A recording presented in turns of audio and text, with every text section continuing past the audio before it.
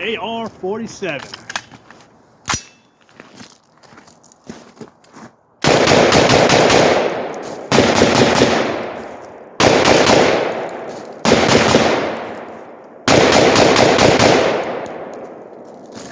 Always get that lock back on this gun.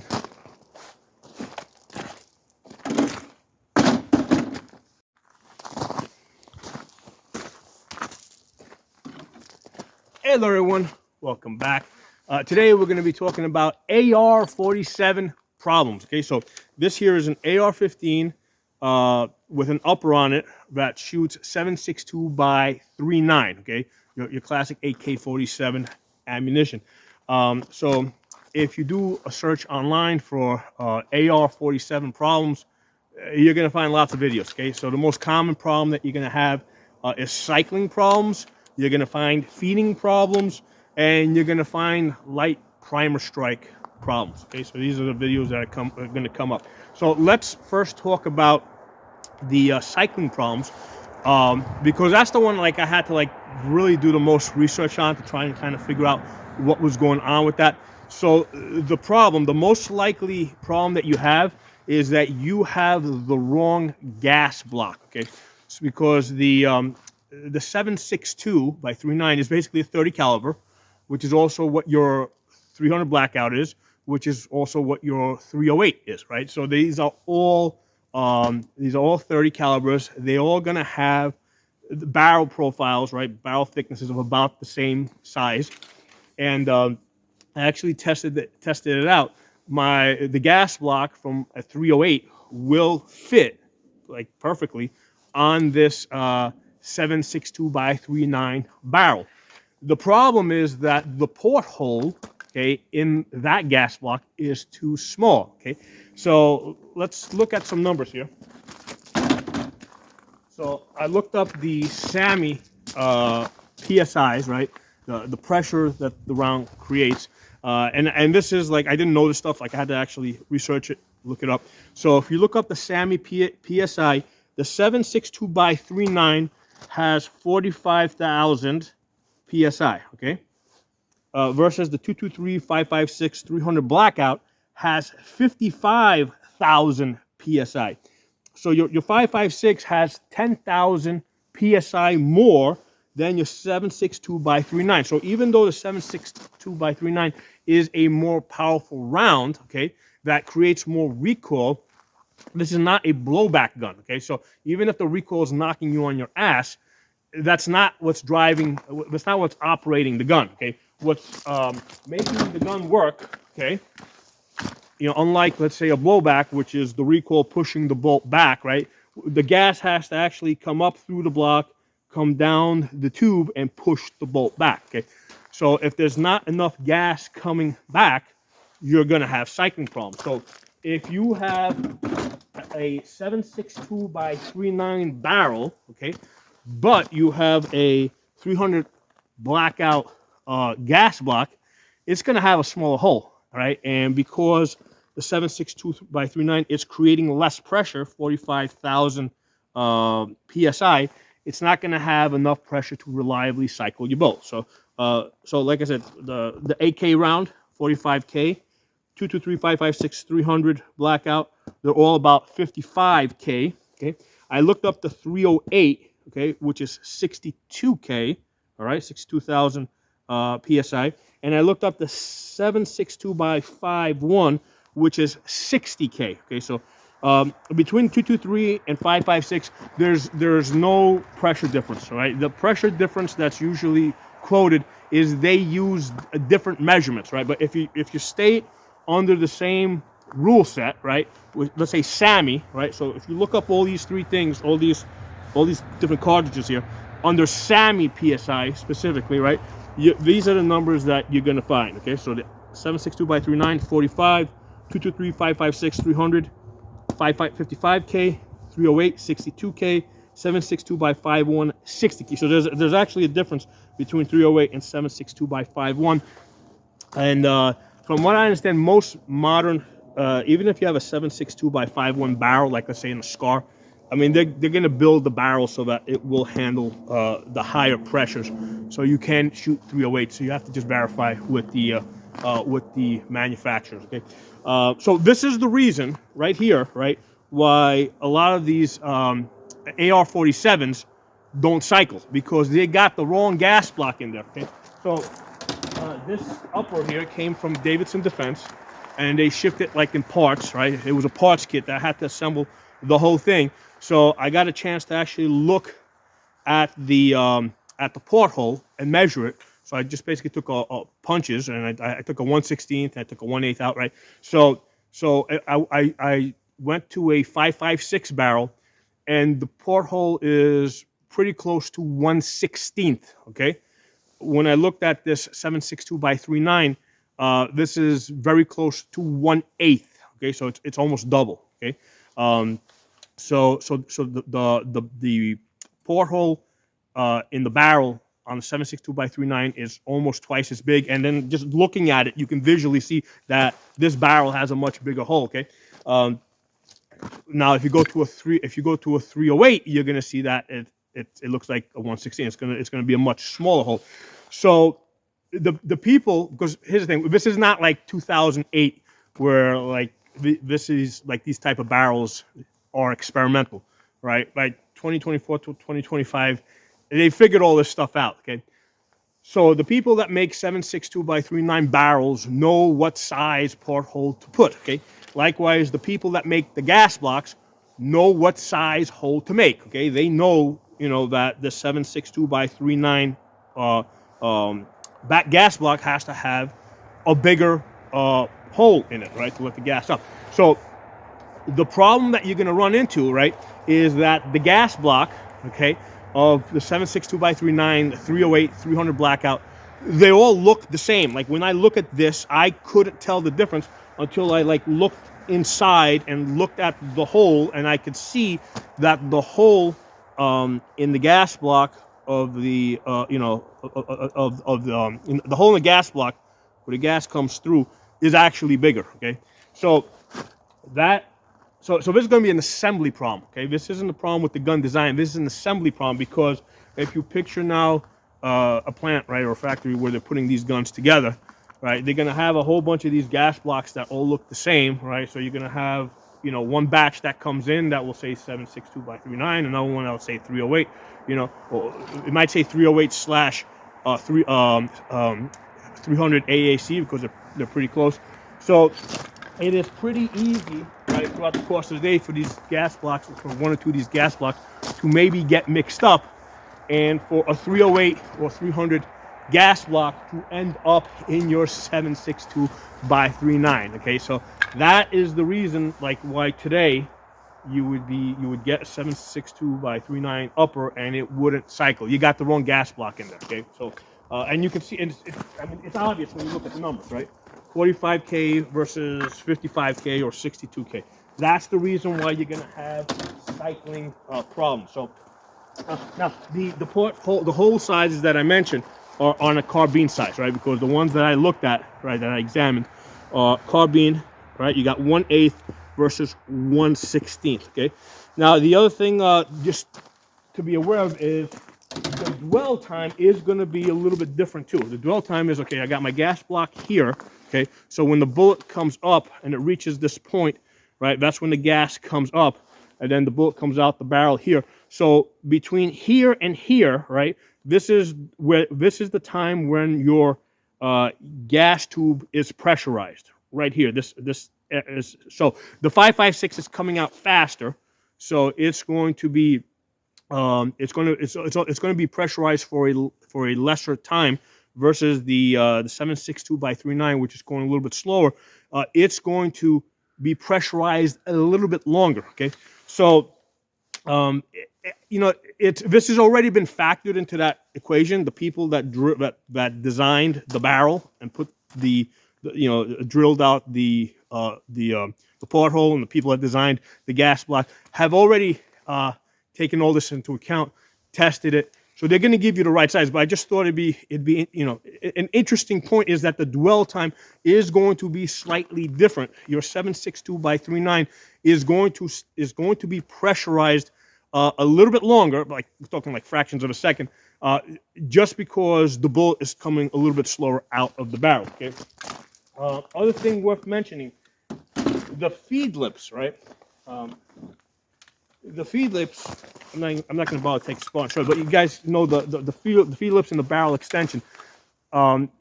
There's I couldn't tell the difference because I compared the feed lips of this 7.62 to a 223 to a 300. I couldn't tell the difference, but it stands to reason that if the 30 caliber bullet is fatter, that there has to be a little bit more of an allowance. The feed lips have to be, or the feed ramps have to be a little bit wider, right? So it has like the M4 style feed ramps. So, but the feed ramp has to be a little bit, a tiny little bit wider. So I couldn't tell the difference. I mean, I trust that the people that made the barrel, right? Because the people that made the barrel are the people that put the barrel extension in there. I trust that they put the right one in there. Now, back maybe in 2008, 2010, they were just using 223 feed ramps. By now, I'm pretty sure that whatever barrel you get, if you get a 7.62 by 3.9 barrel, it's going to have the proper feed lips. Okay, but I couldn't tell the difference. But there has to be something there.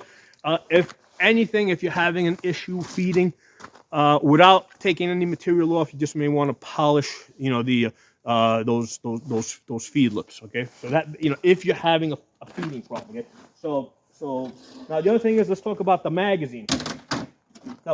So the magazines have to have this goofy little curve here, because now here's the issue with the 7.62 by 3.9 in an AR. The mag well here is straight, okay? Now, but if you start stacking 7.62 by 3.9 bullets, right? You start stacking them like this, you're going to see that they take an immediate curve, okay? So that's why your AK-47 magazine has an immediate curve to allow for the taper of the cases. Actually, let me go get an empty one. I should have pulled one out already. Hold on, give me a second. Okay, so because of that, the magazine has to be straight here, right? It has to be straight here in order to go into the magazine well. If you have a no tilt follower that's absolutely rigid and doesn't have a little bit of a tilt, you're gonna have problems from here to here. Okay, so these magazines here, and these are by ACS. Okay, Duramax is another company that makes these. Okay, these no tilt followers do actually have a little bit of a tilt. Okay, not a lot, but if you push it all the way down, you'll see that it goes down without tilting. But there's just a little bit of tilt. So that little bit of tilt is to accommodate this area right here. However, if you use a magazine that is completely tilting, right, what's going to happen is as you go lower, the follower is going to basically flip upside down, and the bullet's going to start pointing up because of the taper. So the magazine design has to be where it has a little bit of a tilt, but then not too much of a tilt. And then this way, the slight tilt accommodates this section here, and then down here starts taking that curve. Now these are the 20 round magazines. I did a bunch of research. Most people say that the 20 rounders work better. They've got no problems. Because I just got this upper and I've been working with it, I said, hey, you know what? Let me get the 20 rounders and test it out to eliminate, make sure that that's not an issue. And at this point, now that I see that this upper is working very reliable, now I'll also get like a 30 rounder. They also make a 28 rounder, and I can play around with that. But I wanted to kind of isolate it. I wanted to make sure that the upper is working great, before I got myself a 30 round magazine. Okay, so it works really good with these, right? So that's the issue with putting 7.62 in an AR. The fact that it has the cartridge has that taper, but the magazine well does not. Okay, so those are the two things that are kind of conflicting with each other. Now they also make ARs that will take AK magazines, okay? But then you gotta get a separate lower, and I didn't want to do that, okay? I didn't want to get another lower because I didn't know how much I was going to enjoy shooting this. So I just wanted to get an upper. It costs somewhere between, I mean, shipped it was somewhere between, it'll be somewhere between 200 and 250, either from Davidson Defense or Bear Creek Arsenal, right? This one's from Davidson Defense. The one, this is the Uran upper. So with this one, it was basically a parts kit that I had to assemble it.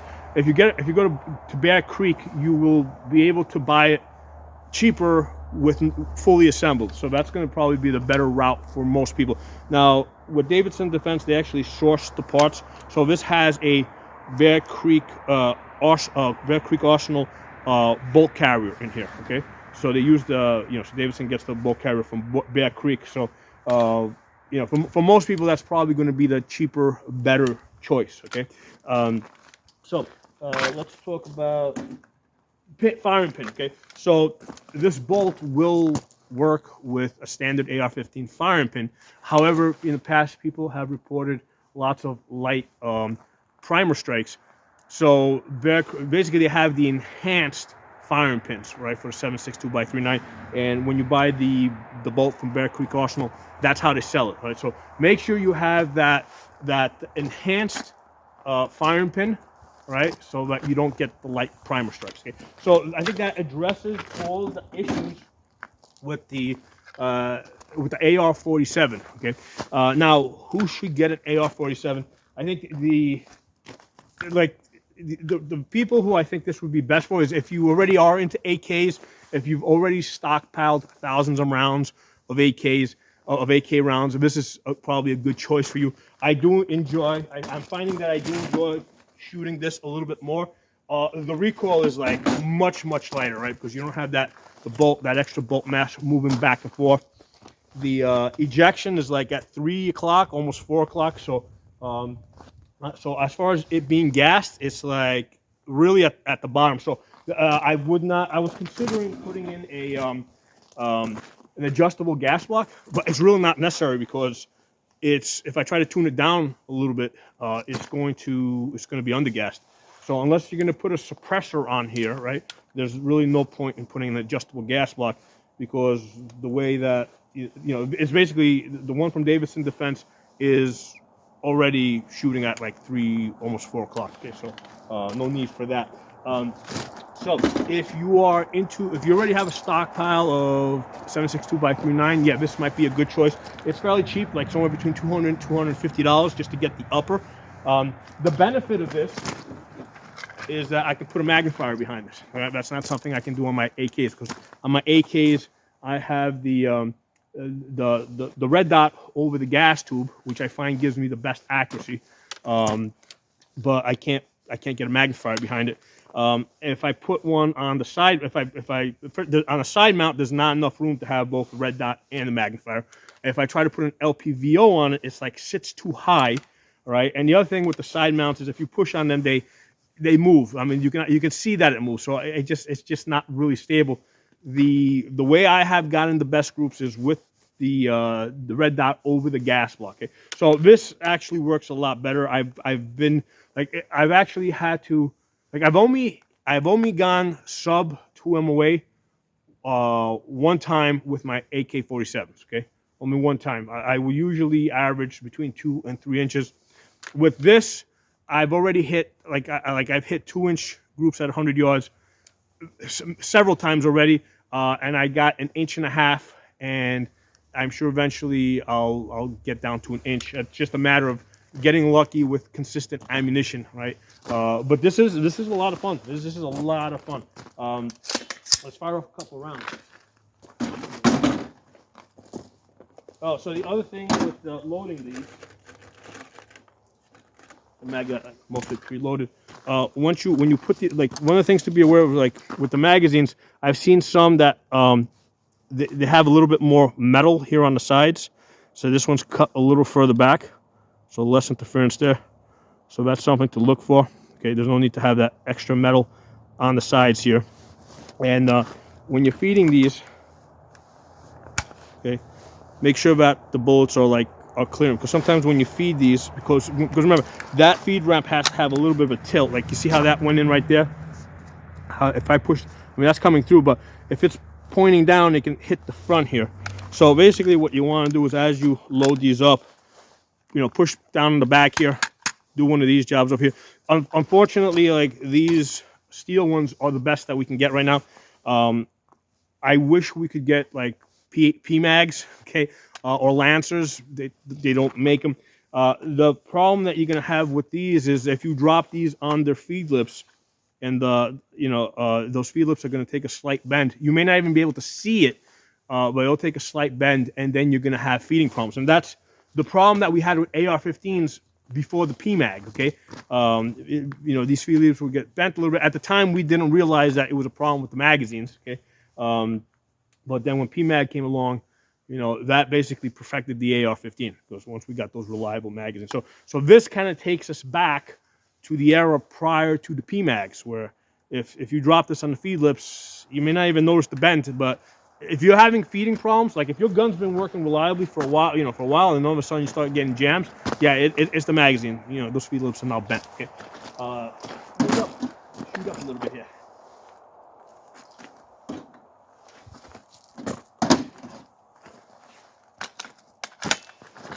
So what you're going to do is you're going to pay attention to the ejection pattern, pay attention to the muzzle rise over here. Okay, how if the gun's moving back and forth.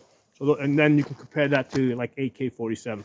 One of the things I love about this is how easy it feeds. Okay, so I started off as an AK guy, and with all my experience, I will sometimes screw up the rock and lock. Okay, this nice and easy.